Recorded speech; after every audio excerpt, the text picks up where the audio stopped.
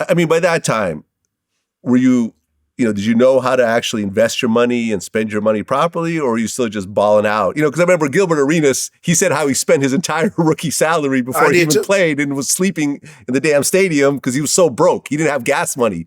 He had just spent all his money. Mm-hmm. When they did my budget, I can only spend $500 a month for, that's gas money, girlfriend, 2 dogs. Like I don't have any money, so I couldn't even drive. I couldn't even drive back and forth to the arena. Yeah. So I had to stay at the arena sometimes. You slept in the arena. I slept in the arena. A professional NBA player. Slept in the arena. Sleep was basically homeless. Basically, take you back to the park days again. I'm basically homeless, right? But I just couldn't afford the gas all the time. You couldn't borrow from one of your teammates, or? No, the pride kicks in. Yeah. But that helped me because it helped me stay in the gym and try to understand what a professional is. Were you more, financially sound, or were you just balling out of control? By the time I came in '96, you were like, Gilbert is right. We had jacked off all our rookie contract. You're buying everything. You got all the Bentleys, you got all the cribs, you doing everything, your jewelry.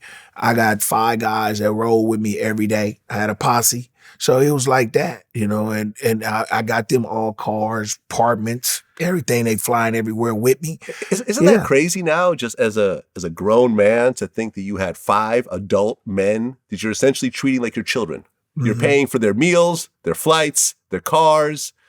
And this is all your money just because you like having them around. Like every so often when I'm feeling full of myself, I watch like ESPN 30 for 30 broke. To just remind myself not to get full of myself and see all these guys that lost all this money from having these large entourages. Right. Is it crazy when you think about it now, or did you actually enjoy the time? No, it wasn't crazy to me because it was my guys that I loved. Okay, fair enough. I grew up with them in childhood.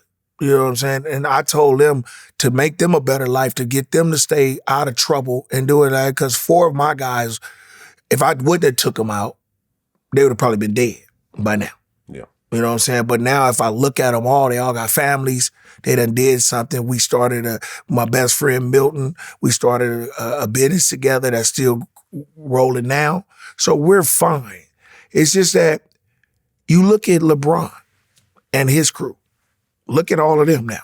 I just think there's a difference between having a crew that's actually working and doing specific jobs as opposed to just having an entourage of dudes that are just there to party with you all the time. And that was just the deal. But I think LeBron's crew got smart. Yeah. They had a plan. They wanted to make an empire. Which they did. And they did make an empire, and they still making an empire. Yeah. With all of them, with Maverick, Rich, they making an empire. Yep. They got it already.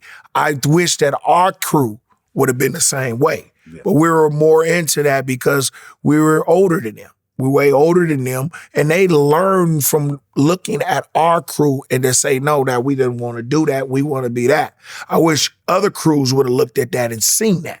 You know what I'm saying? Because they had all the tools like what his crew got. They had all the tools. You just had to know how to do it. But we were more into partying, and it wasn't working. You know what I'm saying? So I wish it would have been different than that because they all would have been at that level now of being that type of person. Yeah. No, I feel you.